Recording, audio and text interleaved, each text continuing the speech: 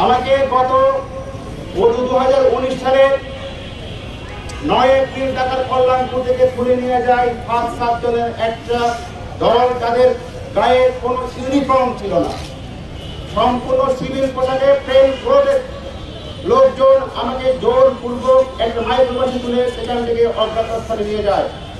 এভাবে আমাকে 5 বছর 3 মাস ওই গোপন বন্দিশালায় রাখার পর ছাত্র জনতার যে বিপ্লব, যে গণঅভ্যুত্থান যে হলো 5 তারিখ, গত 5ই আগস্ট, তারপরে 7 আগস্ট আমাকে সেখান থেকে নিয়ে গিয়ে আমার এলাকার কাছাকাছি একটা জায়গায় তারা ছেড়ে দিয়ে রেখে আছে। ওখান থেকে আমি খুব অনেক কষ্ট করে আমি বাড়ি ফিরেছিলাম। তো আজকে এসব ব্যাখ্যা আমি দেবো না, এসব কথা বলবো না। আমি শুধু বলবো, এই ফ্যাসিস্ট হাসিনা তার শাসন আমলে দীর্ঘ 15 বছর এই বাংলাদেশে কোনো গণতান্ত্রিক পরিবেশ ছিল না।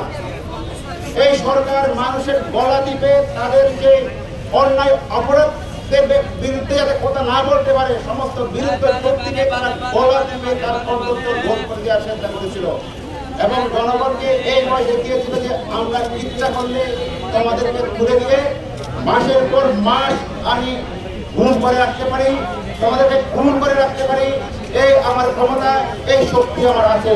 হাসিনা এই জন্য তার যে গুন্ডা বাহিনী দিয়ে, তার এদেশের যে বিভিন্ন গোয়েন্দা সংস্থা দিয়ে তাদেরকে হাসিনা তার ক্ষমতা রক্ষার জন্য ব্যবহার করেছিল। আমি বলতে চাই, এই হাসিনা সহ হাসিনার নির্দেশে যে গুম হয়েছে, যারা তার সাথে জড়িত ছিল তাদেরকে অবিলম্বে বিচারের আওতায় আনতে হবে। তাদের বিরুদ্ধে আইনানুগ ব্যবস্থা নিয়ে আমি বলবো না যে সেটা কতদিন লাগবে, তবে আমি চাই তাদের অতি সত্বর অতি দ্রুত তাদের ন্যায় বিচার করা হোক। আমি কিন্তু বিচার বলবো না, বিচার অনেক রকম বিচার আছে, আমি বলবো ন্যায় বিচার করতে হবে।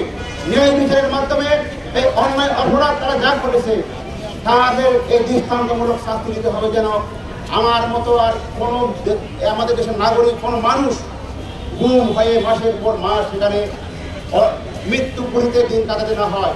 এবং আমার পরিবারের মতো এখানে যারা শত পরিবার আজকে তাদের স্বজনদের সারা কষ্ট নিয়ে ঘুরে বেড়াচ্ছে, তাদের কষ্ট আমি বুঝি। আমি যেমন সেখানে গুম হয়েছিলাম 5টা বছর, আমি জানি যে 5টা বছর কীভাবে আমার কেটেছে, আর আমি এও জানি এই পরিবারগুলো কীভাবে দিন কাটাচ্ছে, তাদের আমার পরিবারকে কি সাফার করেছে সেই কষ্ট আমি বুঝি। এই ঠিক ফ্যামিলিতে সেরকম কষ্ট বুকে নিয়ে হাঁড়ে নিয়ে তারা আজকে ঢুকে এদিক ওদিক ঘুরে তাদের সেই সংগ্রাম চাচ্ছে। আজকে এখানে অনেকের কান্না আমি শুনলাম, আমি চোখের ভেতরে রাখতে পারিনি, আমিও কান্না করেছি। তো আমি বলতে চাই এই সরকারকে, এই যে একটা তদন্ত কমিশন হয়েছে, এই তদন্ত কমিশনকে তাদের যথাযথ তাদের দায়িত্ব পালন করতে হবে।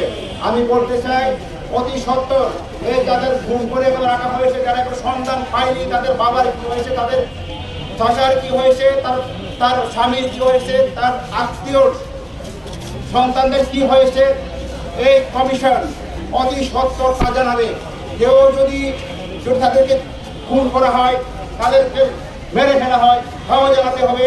এবং যদি বেঁচে থাকে কোথাও কোনো আয়নাগরে, এদেশে অনেক আয়নাগর আছে বলে আমি শুনতে পাচ্ছি। আমি সেখানে এসব বিষয়ে কোনো কিছু শুনতাম না, সেখানে আমাদেরকে কোনো ইনফরমেশন দেওয়া হতো না, দুনিয়া থেকে বিচ্ছিন্ন করে রাখা হতো।